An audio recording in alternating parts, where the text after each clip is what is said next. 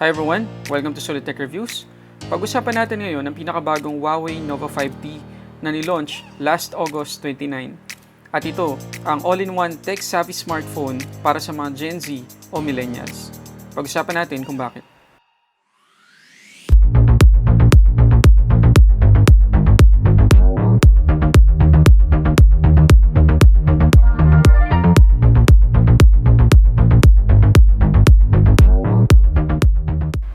Okay, so unbox muna natin. Makikita nyo naman na ang laki ng box, kakaiba siya. At pag open natin, meron dalawang box sa loob. Pero mamaya na natin pag-usapan kung bakit dalawa yan. Dito muna tayo sa Nova 5T.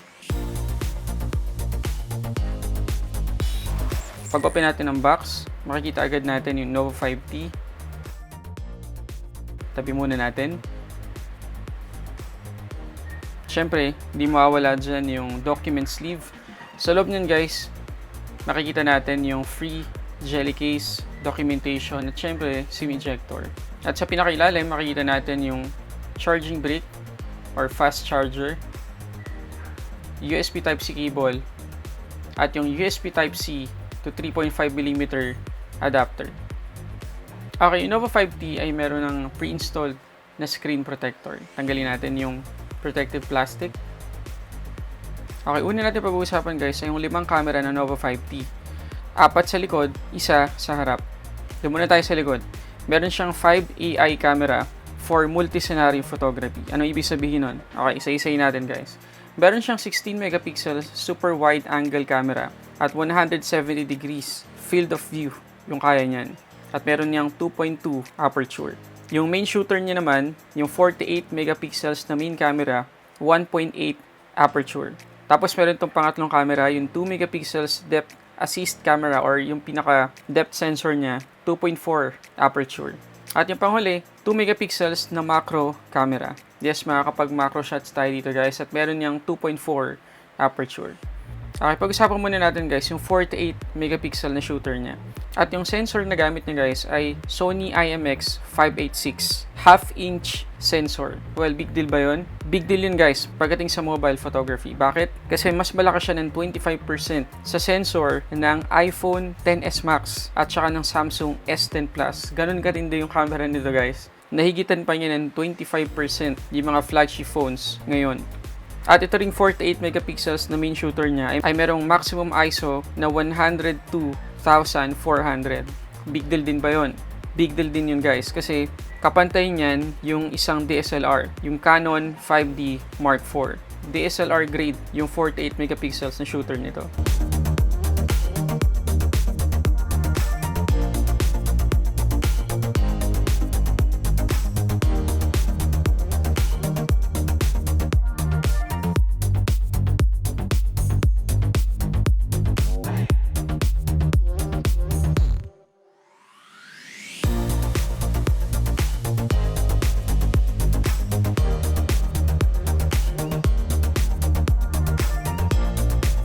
Sa camera pa lang guys, masasabi talaga nating flagship phone itong Nova 5T. Mamaya pag-uusapan natin yung mid-range price point niya.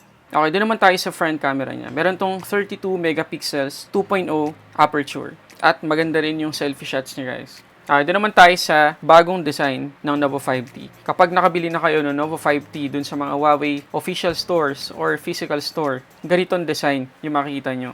So meron yung bagong unique at holographic 3D design. At makikita nyo naman na yung logo ng Nova ay kakaiba na yung layout. At meron tayong 3 colors na pagpipilian, Crush Blue, Midsummer Purple, at saka Black. Okay, panghuli guys, pag-usapan natin ang experience at performance ng Huawei Nova 5T.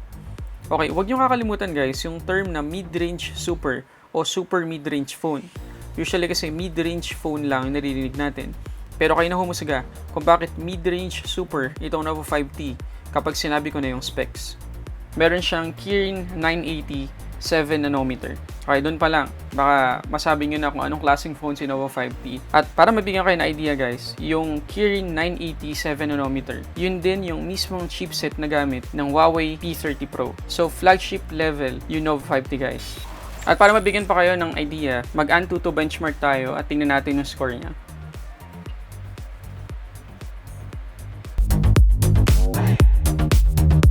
Okay, total score natin guys, 238,177.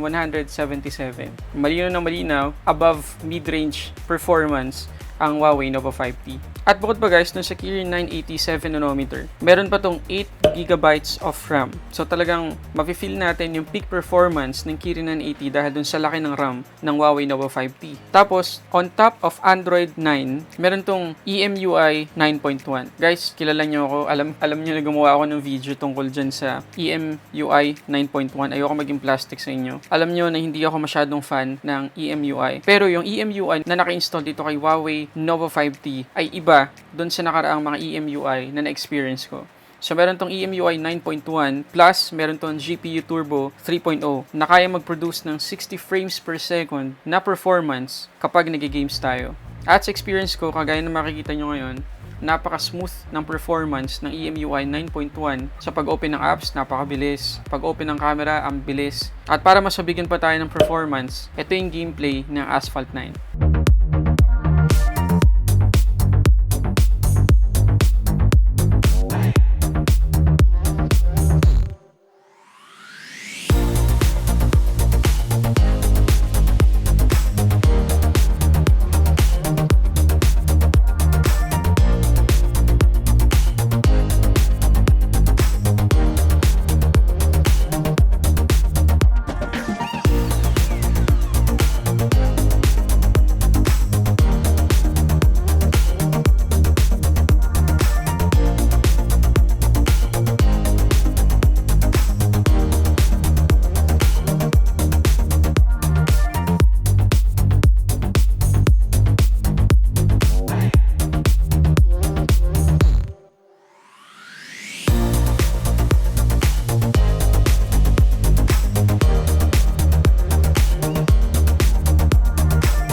So, kitang-kita nyo naman dun guys na napaka-smooth ng performance ng Huawei Nova 5T pagdating sa gaming. Okay, dun tayo guys sa screen or sa display ng Huawei Nova 5T. So, meron tong 6.2 inches na IPS LCD display, 1080p display, 412 ppi. At makikita nyo na sobrang linaw ng screen ng Huawei Nova 5T. Well, ayoko mag-exaggerate, pero above average yung quality ng screen niya at ng display. Malinaw naman, okay naman sa media consumption. Pero syempre, mas malinaw pa rin yung ibang flagship phones kagaya ng P30 Pro. At speaking of screen din guys, hindi ko pala nasabi kanina na yung front-facing camera niya ay hindi retractable, wala din siyang notch, pero meron siyang punch hole. So makikita nyo dun sa gilid na nandun yung front-facing camera niya at dun sa gaming experience natin kanina, hindi naman ako naanoy sa location ng front-facing camera. Okay, panghuli guys, yung kanyang battery. So meron tong 3750 mAh na battery. To be honest, medyo duda ako dito guys kasi sa size ng screen niya, tapos IPS LCD lang siya, hindi siya AMOLED. Feeling ko makaka 5 to 6 hours of screen on time lang tayo. Kasi kahit yung GSM Arena hindi pa nakakapag-release ng endurance rating dito sa Huawei Nova 5T. Pero itetest natin yan sa full review, abangan nyo yun. Sasabihin ko sa inyo kung gaano katagal yung battery ng Huawei Nova 5T sa usage ko. At itong Huawei Nova 5T guys ay kayang mag-charge ng 50% in just 24 minutes. So in less than 1 hour, naka full charge ka na. Okay, so balikan natin guys yung box na nakita nyo kanina sa umpisa ng video na to, yung malaking box. Ito yon. So makikita nyo nung binuksan ko kanina na hindi lang yung Huawei Nova 5T yung box sa loob. Nandun din yung Huawei mini speaker guys. Ito yon. At makikita nyo nakakaiba yung speaker nito. Dalawa siya guys kasi stereo sound to guys. So meron kayong left tsaka right speaker pero Bluetooth speaker to guys. So bakit siya kasama doon sa box ng Huawei Nova 5T? Kasi guys, starting September 6 hanggang 13, mag-a-accept na ang Huawei ng pre-order at itong Huawei mini speaker ay makakasama doon sa package for free. At nagkakahalaga to guys ng 1,990 pesos itong speaker lang na to. Pero free na yan. Plus, hindi lang yan guys, meron pa kayong matatanggap na iFlix 1-year subscription na nagkakahalaga ng 1,308 pesos. Free na din yun. Kapag nag-pre-order kayo, uulitin ko, mula September 6 hanggang September 13. Okay, ready na ba kayo guys sa price ng Huawei Nova 5T? Okay, ito yung official price niya. 18,990 pesos. In less than 20k guys, meron na kayong flagship level na phone. Ito nga yung Huawei Nova 5T. So ulitin ko guys ha, yung specs ng Huawei Nova 5T.